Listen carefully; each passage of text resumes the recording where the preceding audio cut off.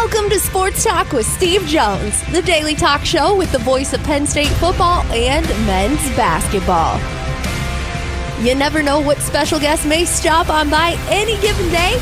Now here's the man of the hour, Mr. Steve Jones. It is a bye week, but then again, for the person I'm working with, every day in life is a bye week. That's right. Unbelievable. You have a what? Bishop? Is it Bishop McDevitt this week? Yeah, McDevitt. It'll be a tough game, no doubt. There you go. All right. And Luna Bell's here. Popped in. Popped in, look at that. And by the way, we're going to have to get up here at some point and let her out. She'll snoop around for a little bit. She thinks that you have treats for her. You don't. I don't. They don't give me that No. luxury. No. The bottom line is we know you're cheap. All right. Just thought I'd mention it. All right. Hold on. Here we go. We got to go out. I know. I'm happy to see you, too. I'm happy to see you, too. Go ahead. There you go. Go on out. There we go. Terrific. All right. So, bye week. And Penn State's off today and tomorrow. I mean, they're off.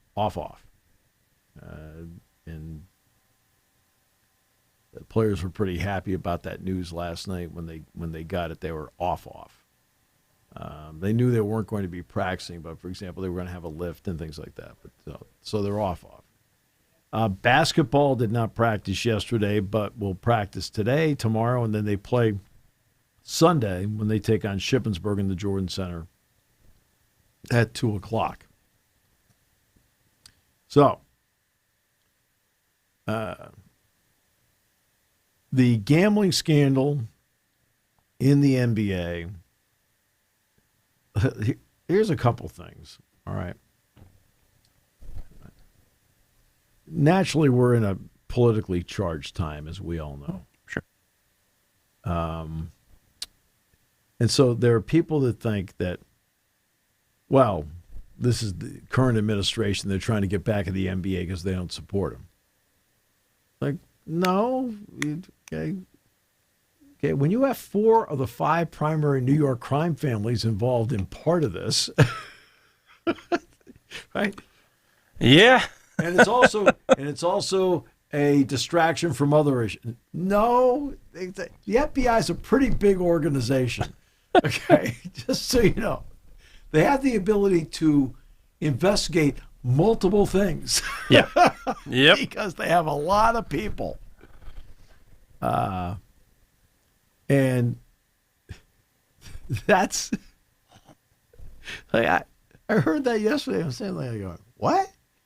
What do you think? It's just like they only have 30 agents?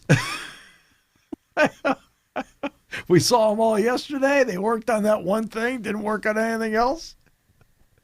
I think to myself, there is very little common sense out there. A big part of this is the poker part of it. Absolutely. And something tells me that along the way,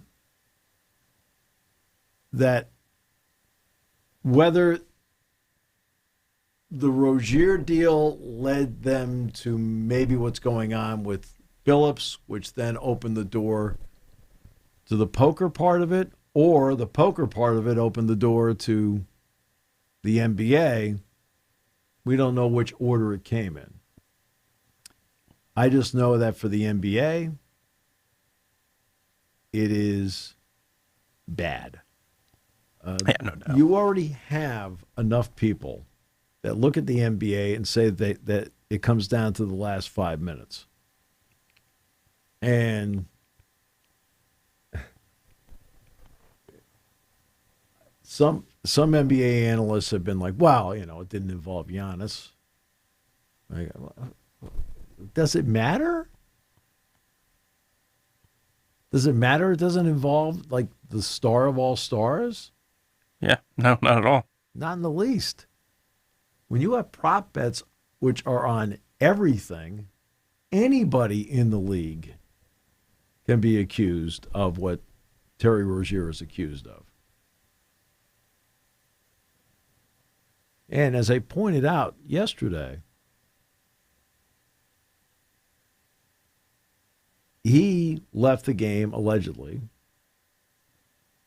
with a foot injury. Well, it doesn't matter if they're unimpressive x-rays. As I've told people many times, like under the category of just like some people just don't get it.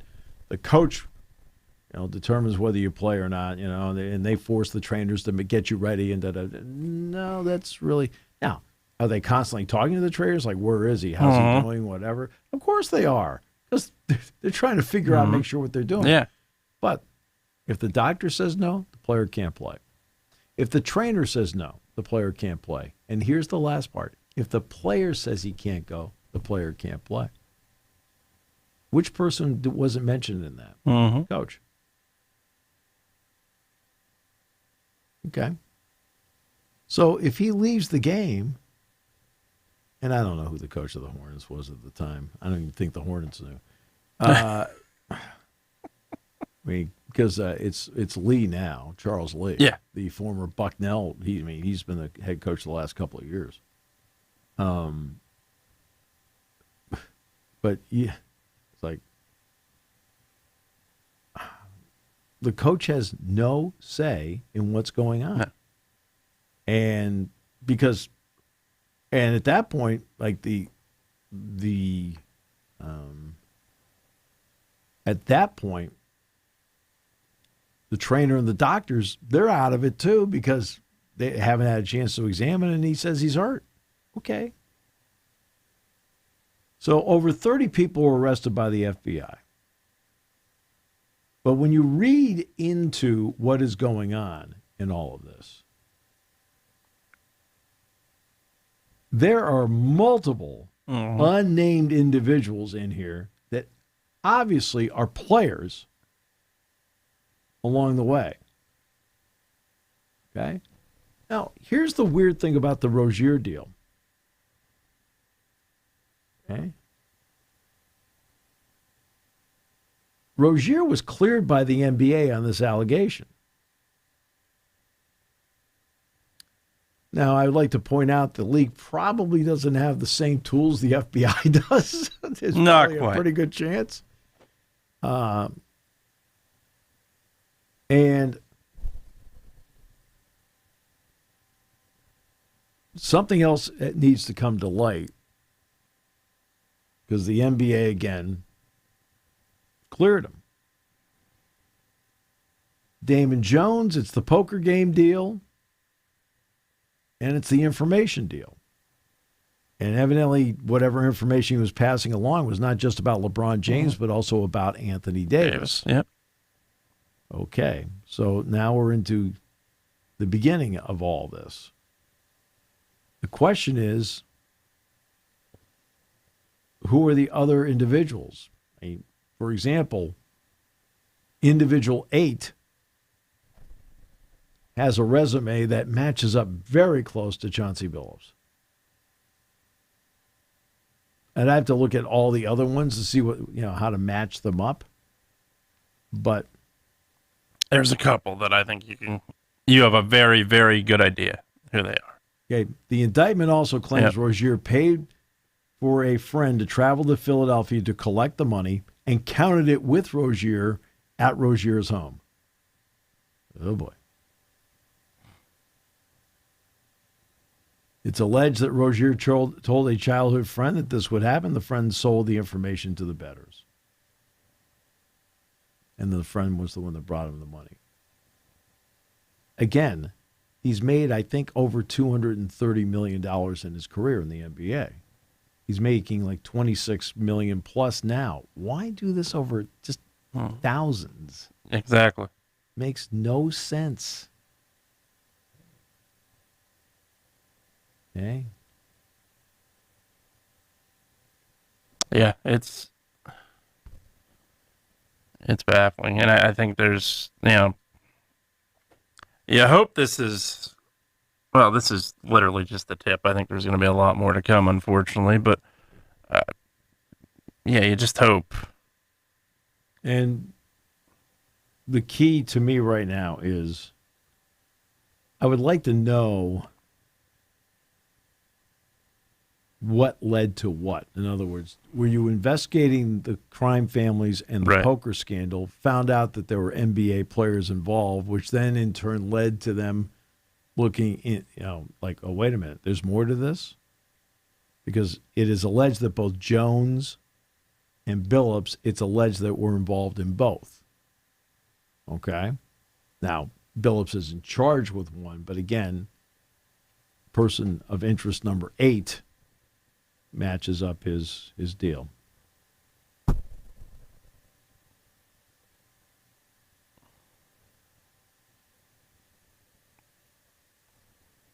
And there's certain players that have had significant inconsistency through their careers, I think. And I'm not going to name names until they come out. It's not fair, obviously, but These are obviously people you know. no, one was drafted pretty high, but I think there's a couple names. Well, there's the names are already rumored to be coming out, but I think there's involved in this. Yeah. I don't need somebody knocking at the door that I Exactly. don't know, because I don't want to be collateral damage. No, not there, not involved. But no, I think there's Your the associations worry me. certain player that played for the Lakers and the Warriors and the Nets, very high draft pick that went to Ohio State, I think is potentially involved in this, which could be concerning. His name is not officially released yet, but These are your people. But if you're looking at resumes, that's the one that I think that I'm looking at, and I think I could very good idea who that is. Well, But all I know is that this is bad for ESPN for the NBA. absolutely, They've got to deal with. there's no this. question. I mean, the prop bet thing has always bothered me. Now, when we do the Super Bowl show, we have fun with the prop bets. You know, how long Right. is the national anthem, Sure. and things like that. You know, but I've always been uncomfortable with prop bets, and I've always been uncomfortable that you can make prop bets during the game. Yeah. Like, that doesn't make. Like, once the game starts, to me, isn't there a cutoff? You would think there should be, Well, but I think, yeah, the prop bets are through the whole game. now, do they now have kiosks in the arena? I don't know. I have not actively looked for one. I think that it wouldn't shock me if there was. I know there were talks that they wanted to do that. Yeah. That makes it even more. Well, again, as I said yesterday, the leagues are partially to blame for this. No doubt. Because Yeah, what absolutely. kind of message does it send that you are taking money from sports books and then telling your Yeah. players they can't Yeah. be involved? I mean, again, no issue at all on my part. Taking No. advertising money from a casino. No. None. Zero. No. Zero. Nope. Right? But it's the sports book part of it. Where It's not I'm only- talking about the specific. Yeah.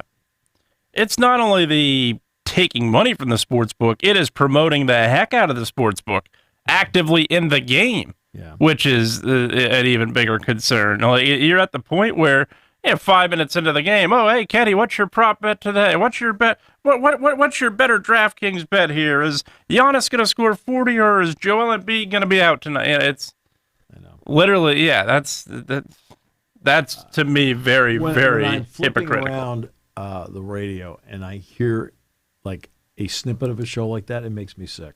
Yeah. It just does to me. Yeah, and it's hypocritical, I think, on the sports or on the major sports organizations. Right, and I mean, 9 times out of 10, I don't know what the spread is on the game I'm doing. No, I don't either. I No. just don't. All I care about is what's the final score in the end. And, Yeah. who And if won. I think a lot of the actual fan of the team that attends the games, actively roots for the teams, most of them only care, hey, do we Right. win, do we lose? That's Right. that is Yeah, that is the biggest part of it. I don't think there's any question. right. So, yeah, that is not much more to report on that. But I mean, it was a big splash press conference yesterday. Yeah. And it was multifaceted because of the poker part of it and because of the NBA part of it. The World Series starts tonight. While you're gallivanting all over the place, championship is going to be. Are the Toronto Blue Jays America's team again? I think is the question. I think in some ways they are. They're getting, by the way, they yeah. will get. Well, we have no idea what rust will play a role. Uh-huh. We do get Bo Bichette back. Yep. Who was having a terrific season until he got hurt. Trey Savage, who has had a couple of really nice starts Yep. for Toronto in the postseason, goes against Blake Snell, who now that he's allowed to pitch more than 4 1/3. Who is that? It's one of the worst managerial things. The ironic part of it, who was he playing in that game? The Dodgers. Well, now he's out there throwing 7-8 innings, and his postseason ERA is 0.86. Yeah. Okay. Yeah. Going up against an offense, it's Vladimir Guerrero was as good as anybody this postseason so far. Yeah, Guerrero's He's been terrific. incredible. Yeah, we'll see. Springer obviously is hitting. Springer's hitting, and we're going to find out whether Bo Bichette can have an impact on what's going on out there. The bottom of the order for Toronto came through big against Seattle.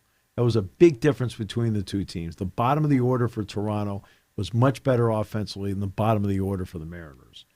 The Dodgers have just been great throughout. I mean, they took the Phillies apart. Yeah. Essentially. Aside from Game 3, yeah. I mean, they took the Phillies apart, and they took the Brewers apart.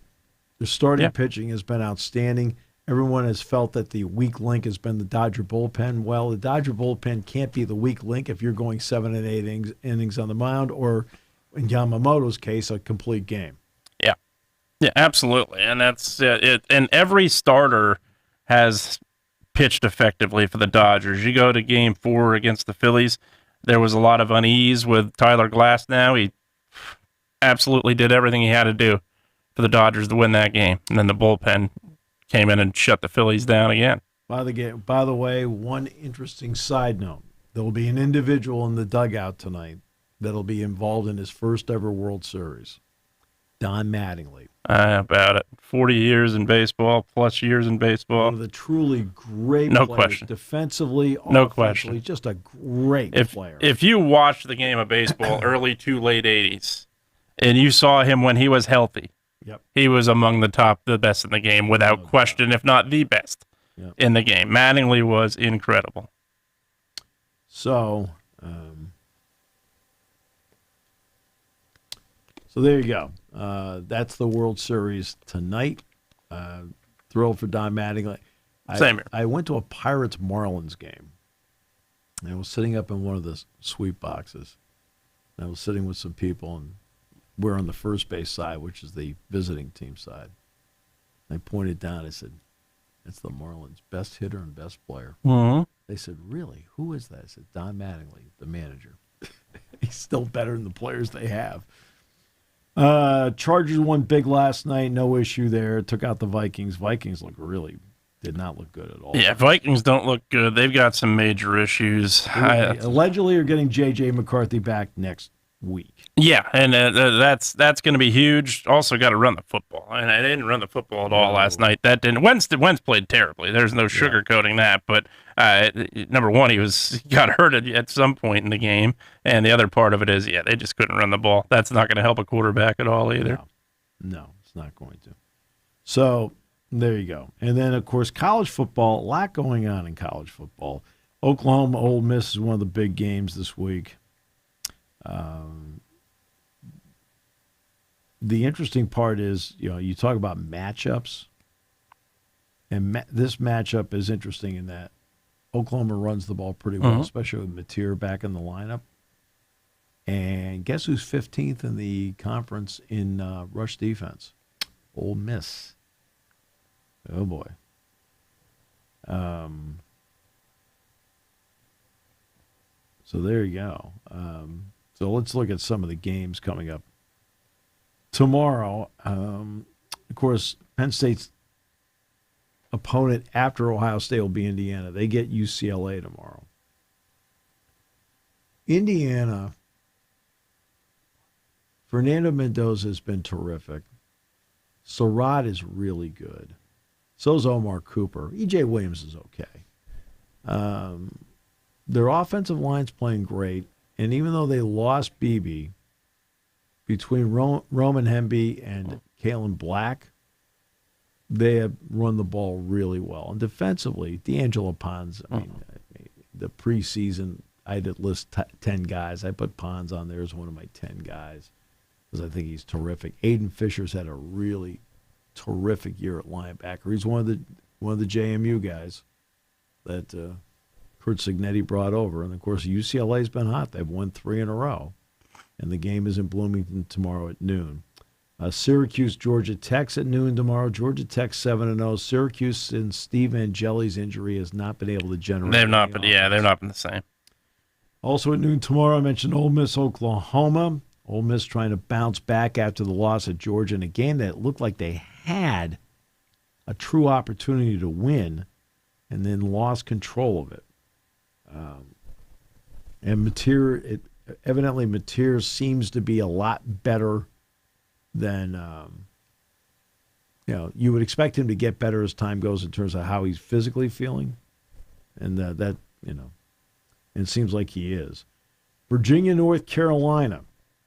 Virginia is 6-1. Tony Elliott's team has done a great job of winning close games. They play with a lot of confidence.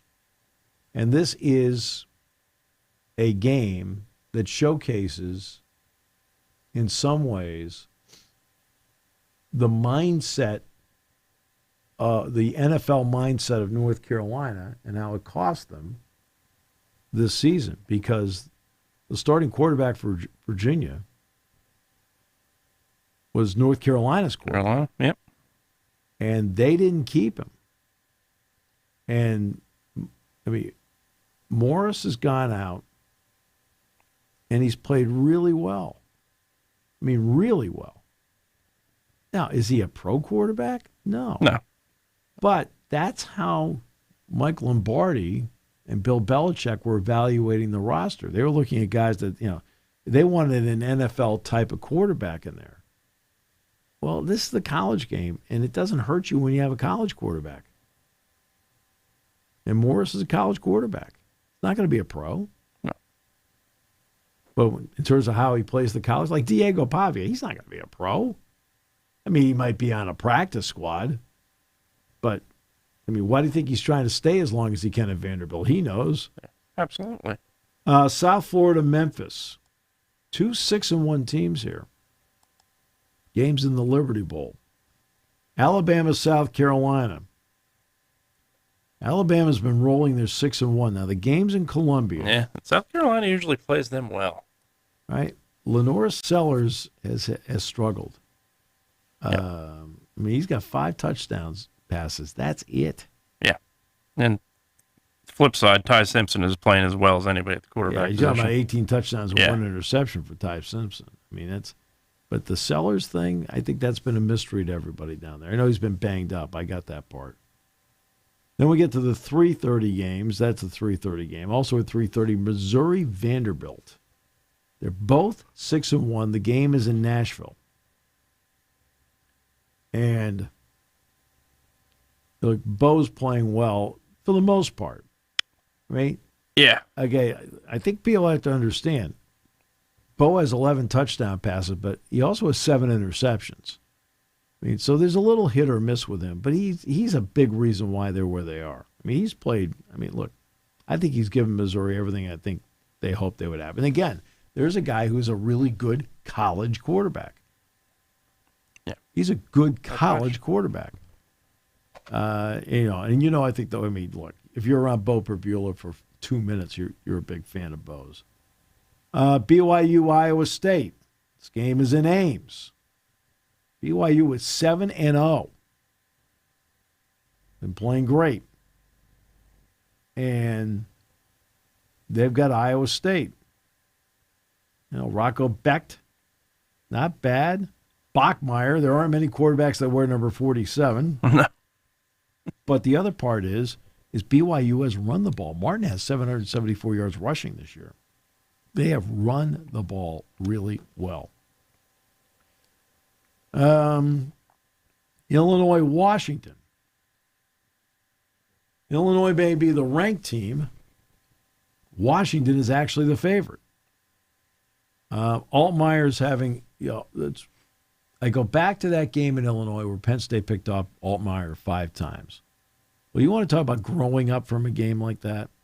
He has. Yeah, got benched in that game. Yeah. Well, this season, same story as last year. Remember the first interception he threw all year, last year, was when A.J. Harris picked him off. The first time. All right? This year, 13 touchdowns, 1 interception. Now, Williams, he is a dual threat and a heck of a player for Washington.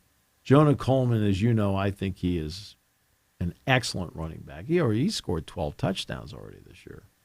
And Denzel Boston's a really good receiver. He's got 34 catches on the season. So, I mean, that's going to be an interesting one in Seattle. They're both 5-2. Oklahoma State's 1-6. Texas Tech is 6-1.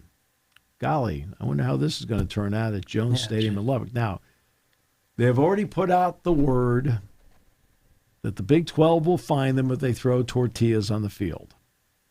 That is a Texas Tech tradition. And their athletic director has said, you can't do it. We need to save the money.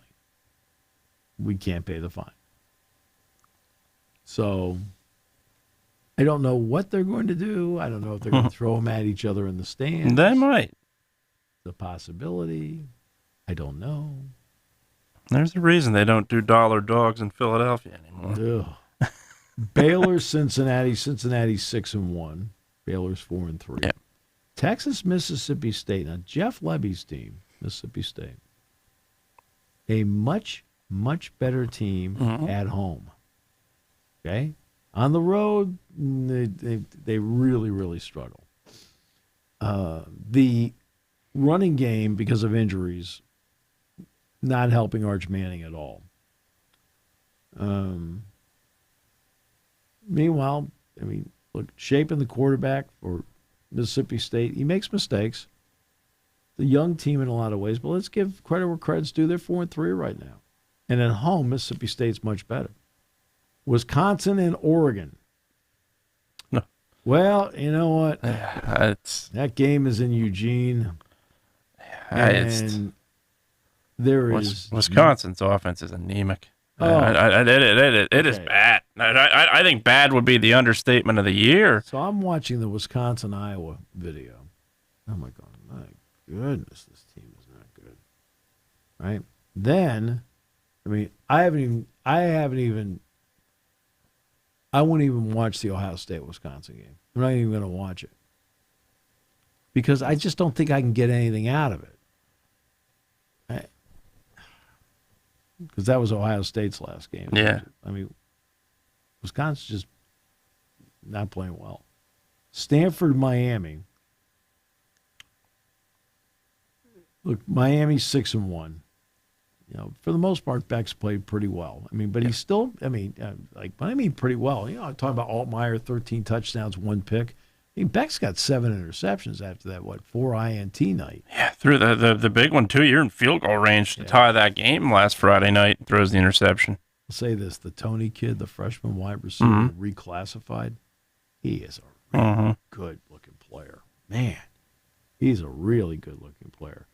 If you're going to watch the game, be prepared on ESPN, be prepared for approximately 72 shots of Andrew Luck up in the box.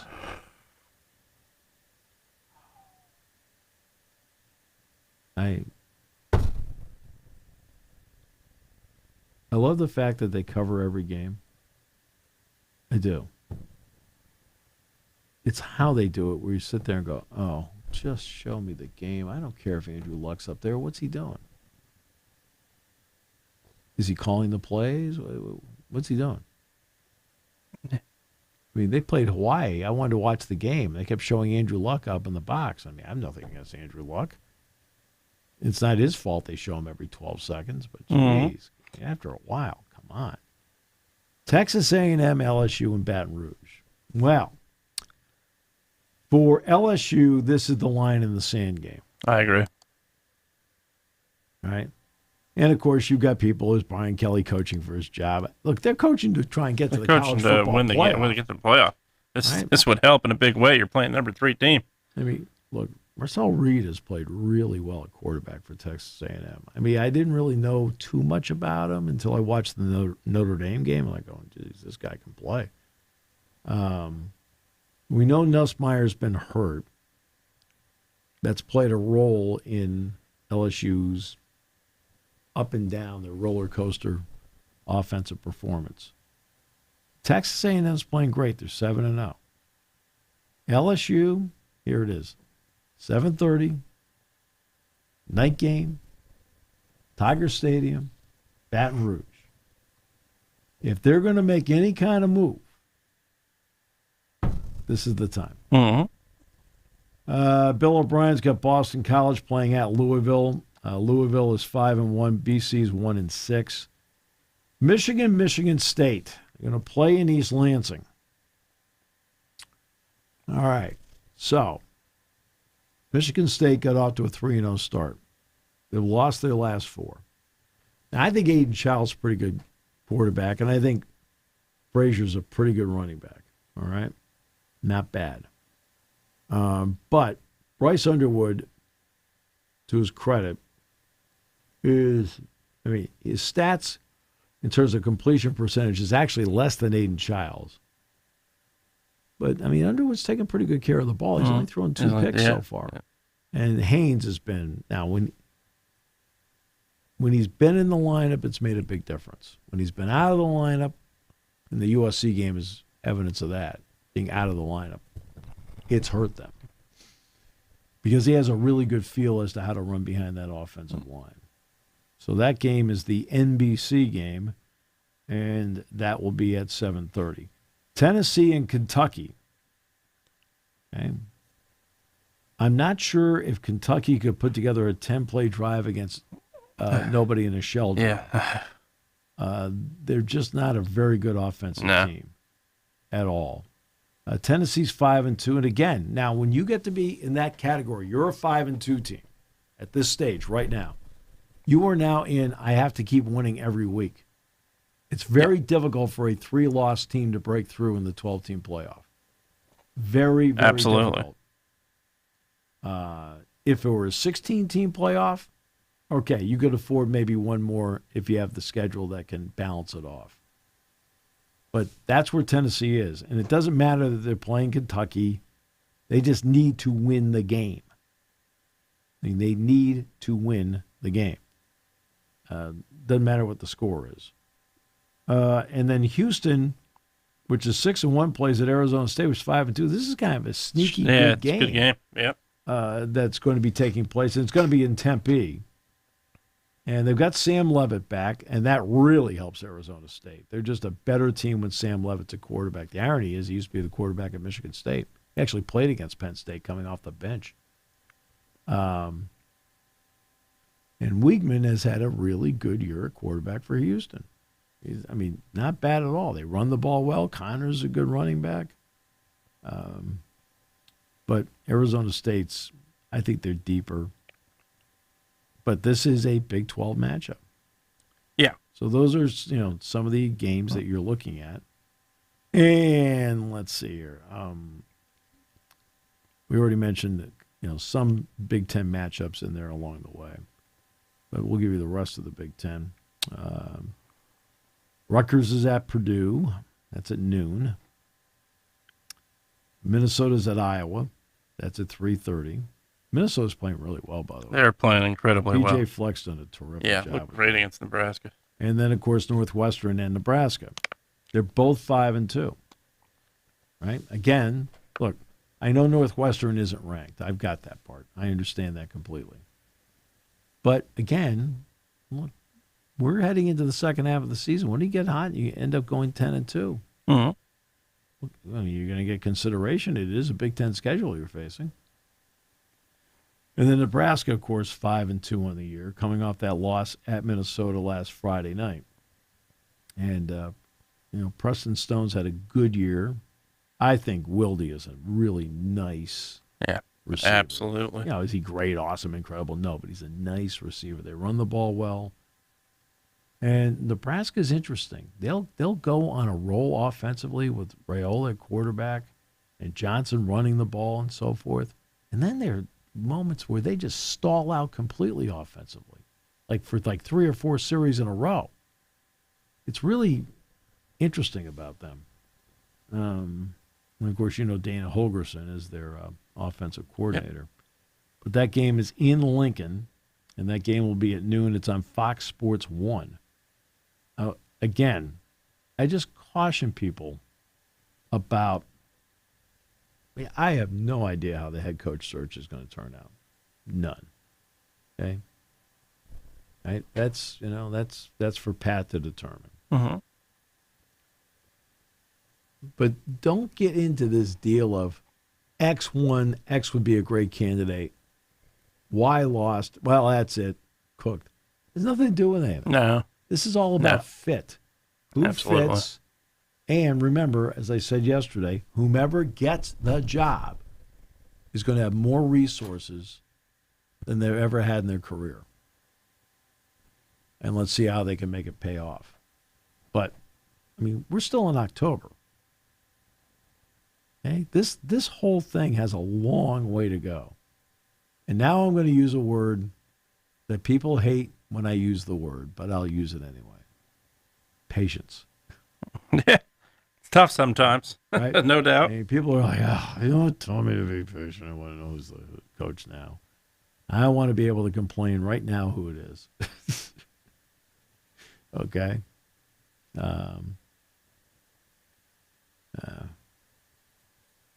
So let me ask you something. Are the Dodgers ruining baseball?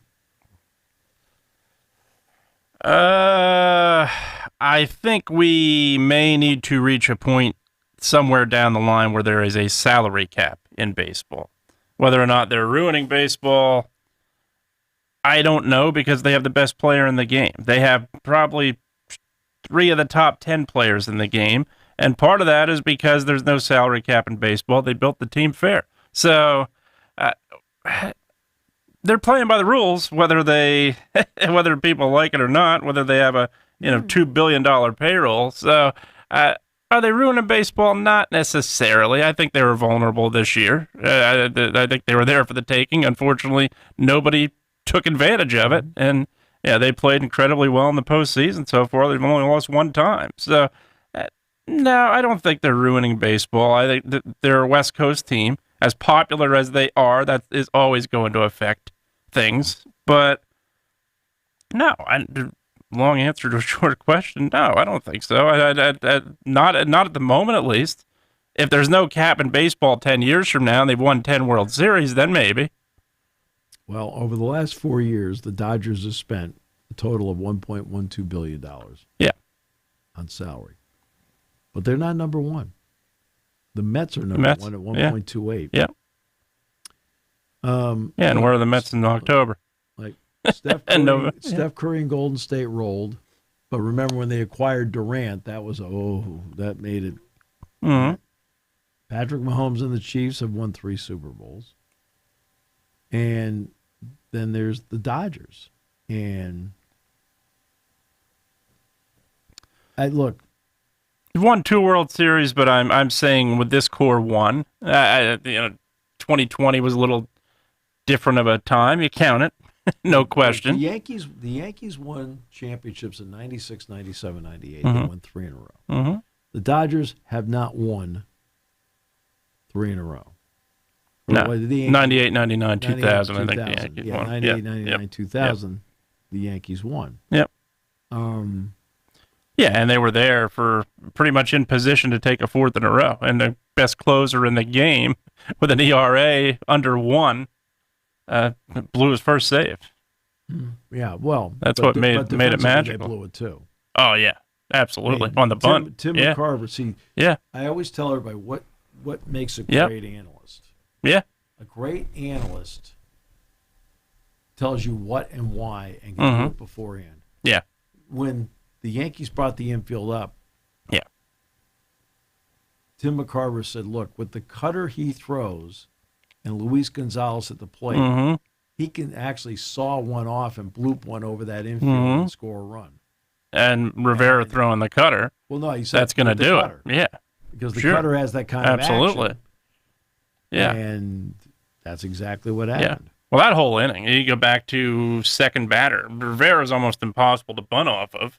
Yeah, they get the bunt down. Rivera throws it into center field. That was the other part of it, too. Yeah, defensively, they did not play well at all. And the other part of it, the Diamondbacks just, they figured out a closer that was impossible to figure out at that point, too. Womack had a big hit. Grace had a big hit. Yep. Yeah. So in 2004, the Yankees had a $182 million payroll. Had to be up there in 09, too, 08, 09, when they got Teixeira, Sabathia. Oh, they were at 209 in 08. They were at 201 in 09. That was during some of their best years. Yeah. The Dodgers have star power. I mean, they've got Mookie Betts, they've got Shohei Ohtani, they got Freddie Freeman, they picked up Yamamoto. I mean, they've got a Cy Young winner in Blake Snell. I mean, they got a lot. But I don't think they're ruining the game. I don't think so either. Not yet, at least.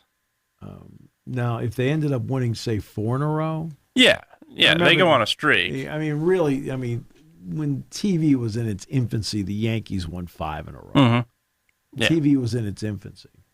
Not as many teams either. If the Dodgers were to win 5 in a row, you'd be like, I don't know. This, is this really good for the game? Now at that point, you can have that conversation. Not now when they're trying to go for their second straight. Nope. I mean, for goodness sakes, you've got guys on this team, like they won in 2020. I mean, okay, Kershaw was on that team. They have a couple of guys, Max Muncy, whatever. Okay, but Freeman wasn't on that team. Hey, Ohtani wasn't on that team. Ohtani wasn't on the team either. Betts wasn't on that team. Nope. Hernandez wasn't on that team. Right, so Edmund. A lot of guys weren't on that team. Weren't on that team. Tommy Edman wasn't on the team. Yamamoto wasn't on the team. Blake Snell was pitching against them. Yeah.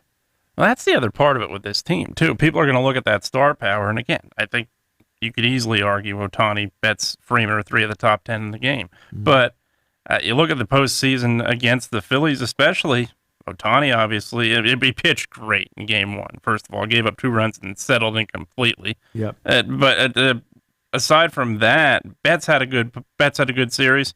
Freeman and Ohtani didn't do much at the plate. And they still won that series in 4. That's the thing. They're like, Ohtani, he's the greatest player. Ohtani had a great game. No. I mean, you can his frame it presence alone forced the walk, which was big in Game 4. Right, but at the plate, I'd have pitched to him. I would have too. That was a mistake, a huge mistake. He wasn't hitting. He wasn't doing anything. Yeah, and he hadn't done anything for weeks. Yeah, and what was behind him too? Yeah, you walk him to get to Mookie Betts, which is not. Betts is not Ohtani. Betts is pretty darn good. Yeah, I know. Yeah. So no, I don't think they're. I agree with you. I don't think they're ruining baseball just yet. They went 4 in a row. They went and they continue to spend massive amounts of money. Baseball doesn't act and put a salary cap in or do anything to limit it. The salary cap thing. I don't think it's going to happen. I don't think it's going to happen either. And by the way, the basic agreement runs out next year. Yeah. Right. And I don't know. Yeah, and they've got to come to an agreement.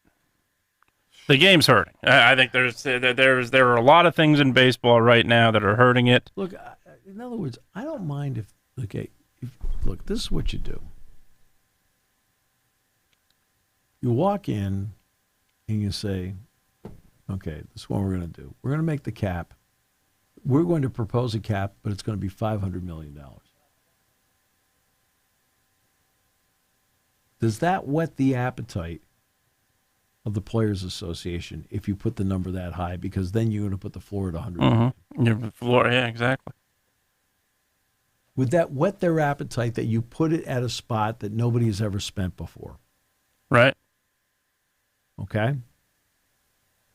The key is getting the floor to 100 million, which will force the Pirates to spend money on somebody. Yes. Yeah. Pirates, Marlins, Royals,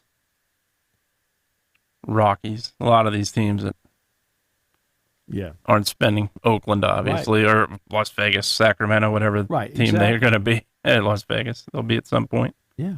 And that's where, and you'll find out, like, well, we don't want that. Well, guys, we're trying to get everybody money here. Trying to get everybody money. I mean, has anybody ever spent $500 million on a roster? No. They haven't. And, I mean, in other words, put that number so high, it's like, hey, in other words, we don't mind how much people spend, but we're very concerned about what they're spending at the bottom. Is that enough of a carrot to dangle in front of them? Right. Where the players would acquiesce. Now, would they say, hey, once you put a cap in, you're going to start playing games with it and lowering it? And that's one that I can't. Yeah, I don't. It's hard to tell. Obviously, that's never going to happen in football. Well, I don't want to say never, but that's probably not going to happen in football anytime soon when they lower it. After COVID. They did. COVID went down because of the revenue. Sure. Part. But I don't. Yeah, their revenue's not going down again anytime soon that I know of. No. So that's not going to happen. Baseball, yeah, we'll see. I think there's a lot of things in baseball right now that have got to turn the corner. First of all, your TV agreements, they're a lot different right now than they were 10 years ago, but they still need work. Yeah. I think that's a big part of it. No doubt. The other part of it is the popularity of other sports is rising in America. Yeah. You have to be able to counter that. And I'm not 100% sure baseball has done that just yet. And part of that, and look, there's no ignoring what Rob Manfred has done for the game, and not all of it's good. That's been the other part of it, too. He speaks highly of you. I guarantee you the minor league cities that don't have a team now don't speak very highly of him. No, but that's... No, they do not. No, and this is... Yeah, he's made decisions that have been questionable. And look, every commissioner has. And I'm not completely excluding the guys that have been successful and made money, but yeah, I think there's got to be a lot of improvements to the game of baseball, and yeah, we'll see what happens. I think within the next couple of years. Yeah, may have been your